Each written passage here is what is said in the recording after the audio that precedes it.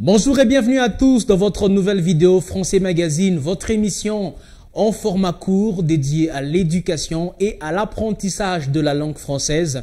Je suis très heureux de vous savoir encore de plus en plus nombreux à donner des pouces bleus, à laisser des commentaires, à nous encourager toujours à vous donner des petites leçons en français qui par moments nous aident pour la vie. Merci beaucoup à toute la grande équipe qui m'accompagne, qui me suit toujours. Je vois David de l'autre côté et je ne saurais passer sans saluer toute la grande équipe qui aide à réaliser cette grande émission. Français Magazine, votre émission qui intéresse massivement les élèves, les étudiants, les professeurs par moment, les parents, les tuteurs.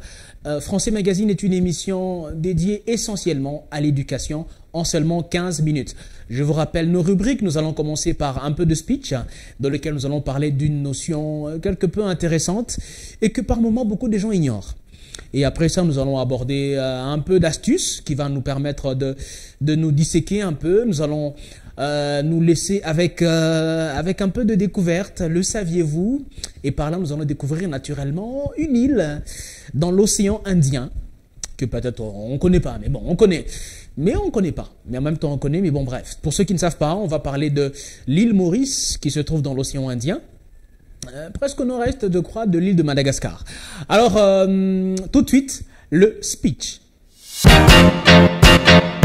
Alors, merci encore à vous, mesdames, messieurs, fidèles téléspectateurs, chers jeunes, chers élèves, chers tuteurs, chers parents, chers professeurs. Français Magazine, votre émission en format court dédiée à l'éducation. Je vous rappelle, n'hésitez pas à laisser un pouce bleu, n'hésitez pas à liker, n'hésitez pas à nous laisser vos commentaires sous le numéro qui est écrit juste au bas de l'écran.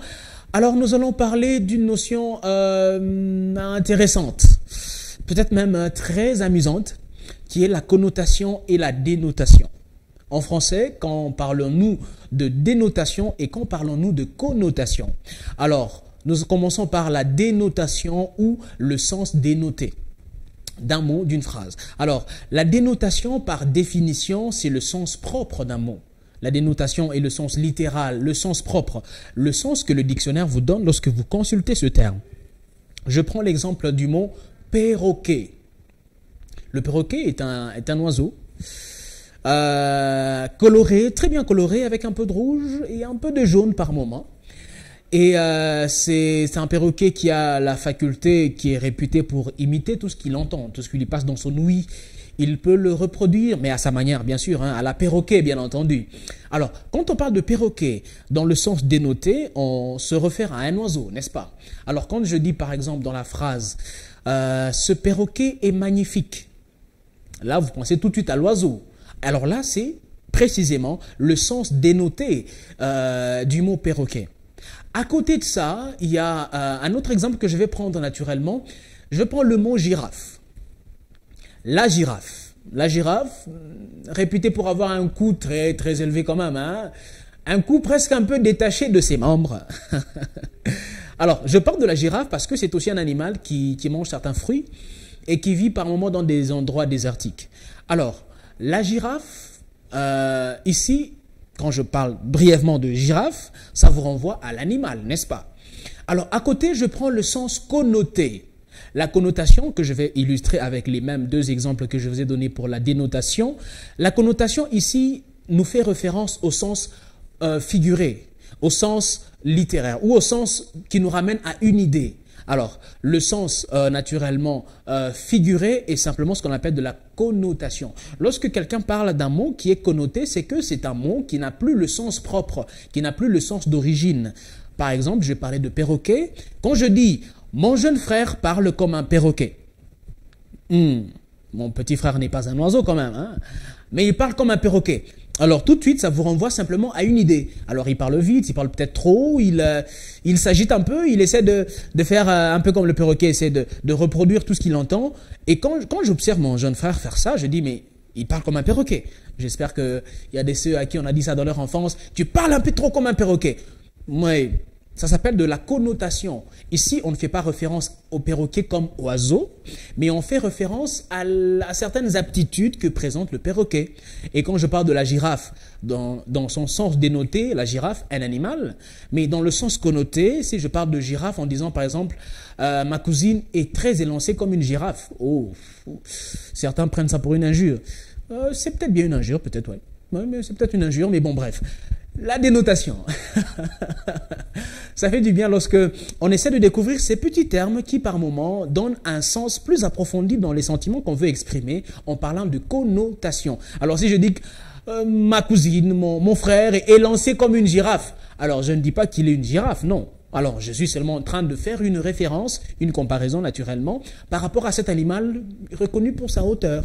Et dans ce contexte-ci, c'est seulement de la connotation. Et donc, j'ai un peu travesti le mot pour lui accorder un certain sens qui se réfère à la qualité d'un animal, mais qui en soi n'est pas un animal. Parce que quand je dis que mon frère est comme, ou je dis mon frère parle comme un perroquet, il n'est pas nécessairement un perroquet. Ou alors lorsque je dis que ma cousine est élancée comme une girafe, elle n'est pas nécessairement une girafe, n'est-ce pas? Elle n'est pas une girafe, brièvement. Alors, voilà un peu le bref speech qu'on vous a réservé par rapport à la connotation et la dénotation. Ce qui est à retenir, c'est très simple. La dénotation, c'est le sens propre d'un mot, le sens naturel, le sens, radical d'un mot, le sens premier, le sens que le dictionnaire vous donne lorsque vous tapez ce mot. C'est ça la dénotation.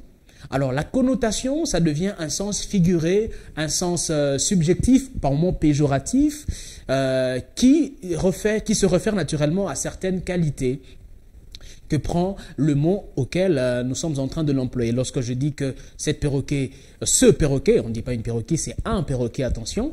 Quand je dis que ce perroquet est magnifique, je pense à l'oiseau. Mais quand je dis que mon jeune frère parle comme un perroquet, c'est pas nécessairement un oiseau, n'est-ce pas?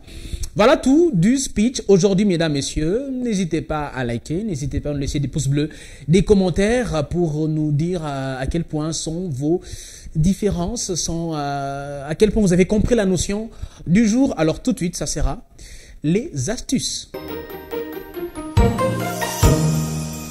Alors, comme astuce du jour, je vais vous donner un peu d'expression. Ou alors non.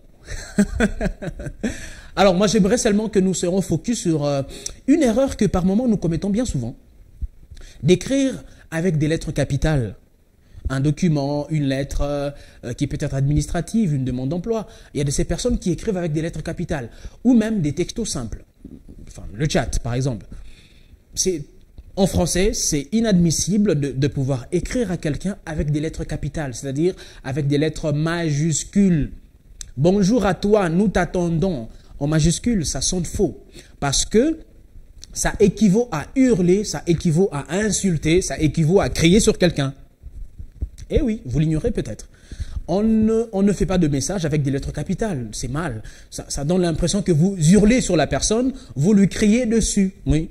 Quand vous écrivez par exemple à supposer que vous attendez votre ami qui a beaucoup tardé, c'est le propre du Congolais, hein, le retard, qui a peut-être un peu beaucoup tardé, alors vous lui faites un message pour lui faire comprendre que vous l'attendez, alors vous lui écrivez un long monologue en majuscule.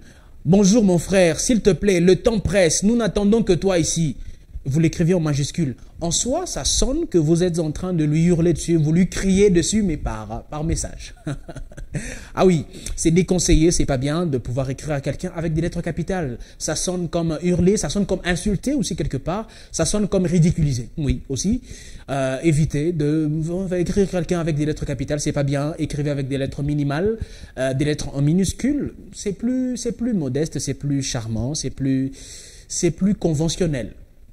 Alors, c'est tout pour les astuces du jour. Alors, tout de suite, ça sera le saviez-vous? Alors, le saviez-vous? Je vais vous parler d'un petit mot. Alors, ceux-là qui sont malins vont rapidement m'envoyer dans les commentaires. Avant que je ne donne cette expression, ceux qui vont écrire en premier, naturellement, auront droit à une réponse, naturellement. Le mot autochtone. Quand on parle de autochtone, alors faites déjà attention, on ne prononce pas autochtone. Non, c'est pas français. On dit autochtone. Voilà. Alors le mot autochtone, beaucoup oublient un peu l'orthographe.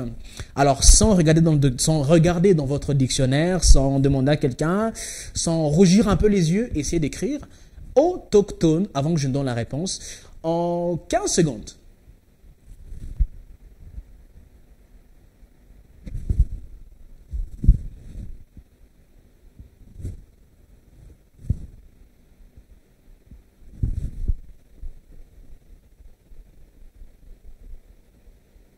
Bah alors le temps est écoulé quand même, on va pas y passer la nuit. Le mot autochtone, félicitations à tous ceux qui ont écrit la bonne réponse. Autochtone s'écrit A-U-T-O-C-H-T-O-N-E. Autochtone, je reprends, A-U-T-O-C-H-T-O-N-E. Voilà le mot autochtone. C'est vrai que pour beaucoup, ça grince un peu les dents. Quand on veut dire autochtone, ça coince un peu. On se dit, c'est comment l'orthographe? On veut demander à Google tout le temps. Mémorisez simplement le mot autochtone. A-U-T-O-C-H-T-O-N-E. Voilà l'orthographe du mot autochtone. Alors, je vais vous laisser par une très belle découverte qu'on va succuler ensemble. Ce sera de l'île Maurice. Déjà, pour info, on parle d'une île et pas d'un île. C'est une île. Alors, on va parler de l'île Maurice qui se trouve dans l'océan Indien, qui est reconnue pour ses jolies variétés qu'on ne trouve pas peut-être ailleurs dans le monde entier et qu'on ne retrouve que sur l'île Maurice, un paysage très impressionnant, l'île Maurice. Certes, l'île Maurice est connue comme un pays sécuritaire et même très beau. Mais quoi d'autre à part ces deux faits? Il y a même ceux qui ne savent pas qu'il s'agit d'un pays de l'Afrique car sa beauté fait que certaines personnes ignorent ce détail. 6. Célèbre destination pour la lune de miel. L'île Maurice est l'une des destinations de voyage les plus romantiques du monde. En fait, l'île Maurice a remporté le prix mondial de la meilleure destination de lune de miel au cours de 3 années consécutives. Célèbre pour ses lagons aux nuances de bleu turquoise et ses plages immaculées de sable blanc, l'île Maurice est l'île la plus visitée de l'océan Indien. L'arrivée des jeunes mariés à l'hôtel est vibrée par les danseuses de Sega sensuelles, musique traditionnelle de l'île, ajoutant un brin de romance dans l'air. Les mariés sont également accueillis avec des guirlandes de fleurs naturelles, un dîner romantique, du vin d'excellente qualité et bien plus encore. C'est une destination qui offre l'embarras du choix aux mariés. Entre plage, hôtel romantique et croisière de rêve en catamaran, Maurice invite ainsi à l'amour. 9. Les Arabes, premiers habitants de l'île Maurice. L'île Maurice est longtemps demeurée inconnue et inhabitée jusqu'à ce qu'elle soit visitée par des marins arabes et qu'elle a, par après, figuré sur les cartes géographiques vers 1500 sous le nom arabe de Dina Arabi. En effet, la découverte de l'île Maurice remonterait au 8e siècle, alors que les Arabes continuaient d'étendre leur puissance commerciale à travers tout l'océan Indien. L'île Maurice s'appelait alors Dina Arabi et représentait un simple point de passage lors d'échanges d'or, d'animaux, d'esclaves et d'argent. Les Arabes ne s'y intéressaient que pour faire quelques escales, mais plusieurs pirates auraient trouvé refuge sur l'île et de nombreuses légendes faisaient état de plusieurs trésors dissimulés un peu partout sur le territoire. À ce temps-là, l'île Maurice n'était pas encore à proprement parler habitée. 8. La population mauricienne est métissée. La population de l'île Maurice est caractérisée par le métissage. En effet, cette population se remarque à travers les nombreuses fêtes organisées tout au long de l'année, par exemple le Thaipusam Kavadé, le Nouvel An chinois, ainsi que les fêtes musulmanes et chrétiennes. Le respect des institutions, la tolérance, le respect d'autrui et des traditions sont des valeurs encore très présentes dans la population. La fête Diwali, qui est une fête hindoue, est avant tout un moment de partage et d'unification de toutes les communautés mauriciennes, qu'elles soient musulmanes, hindoues ou catholiques.